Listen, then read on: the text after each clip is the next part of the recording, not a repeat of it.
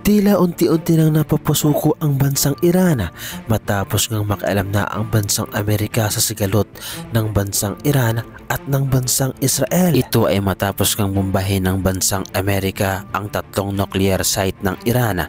Ito ay ayon mismo kay President Donald Trump ng Amerika. Inanunsyo nga mga idol ng Pangulo ng Amerika na si Donald Trump ngayong araw June 22 ang pagbubomba sa mga nuclear site ng Iran, kabilang na nga ang Fordow, Natanz at Isfahan.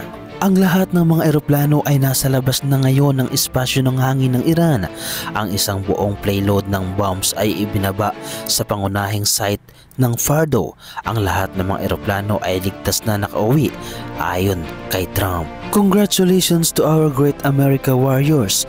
There is no another military in the world that could have done this. Now is the time for peace. Thank you for your attention to this matter. Sabi pa ng presidente ng US, ito na ba mga idol ang hudyat ng kapayapaan na kung saan ay ito ay mapapansin din ng bansang Iran ang pag-atake ng bansang Amerika na kung saan ay nagdulot sa kanila ng lubhang kapahamakan. Matatandaan nga mga idol na nag-anunsyo ang presidente ng bansang Amerika na si Donald Trump na kung saan ay kinakailangan ng bansang Iran na gumawa na ng aksyon o hanggat kinakailangan ay sumuko na ito. Subalit ang bansang Iran ay nagmatigas at hindi pumayag sa alok ng kapayapaang pagkasunduan ng Amerika, kung kaya't gumawa na nga mga idol ng aksyon ang bansang Amerika at nagsampol na nga ito ng pangbubomba.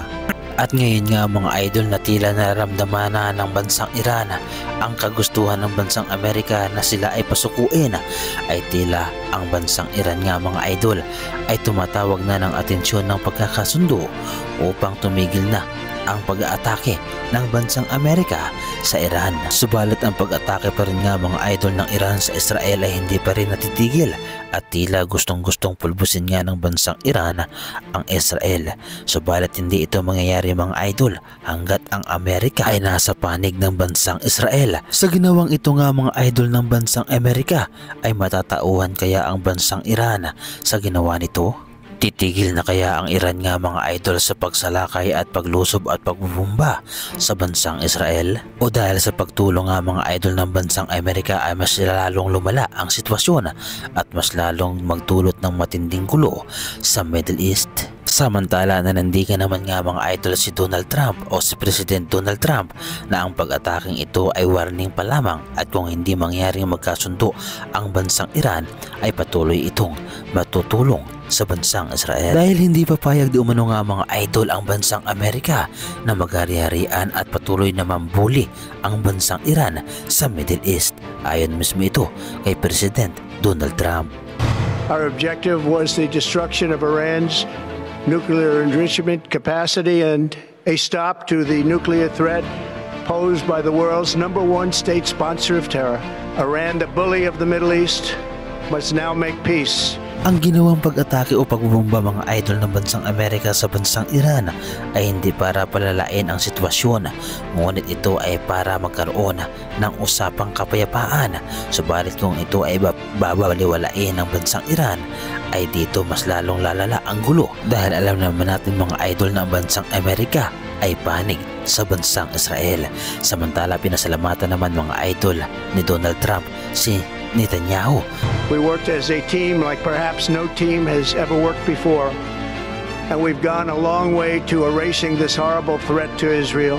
Nagpasalamat naman mga idol ang bansang Israel sa tulong ng bansang Amerika na kung saan ay nagsasabi na ng dahil sa paggawa ng aksyon o pagbumba ng bansang Amerika sa bansang Iran ay binago nito ang mga galaw ng bansang Iran at pati na rin ang Israel. Subalit kinindin na naman mga idol ng bansang Iran ang ginawa ng bansang Amerika sa kanila na kung saan ay nagpadala ito ng sulat sa United Nations na nagsasabi na ang ginawang pagbumba ng bansang Amerika sa Iran ay hindi daw di umano makatarungan. Subalit nanindigan nga mga idol si Donald Trump at ang Amerika na hindi sila titigil hanggat ang bansang Iran ay patuloy pa rin sa pambubuli sa Middle East. Kung kayo ang tatanungin mga idol, tama lamang ba ang ginawa ng bansang Amerika sa pag-atake sa bansang Iran?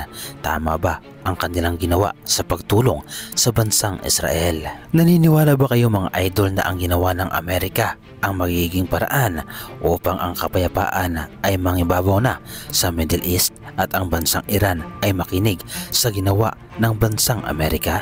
Ano ang inyong masasabi patungkol dito? Ibahagi mo naman mga idol ang inyong reaksyon at opinyon sa ating comment section.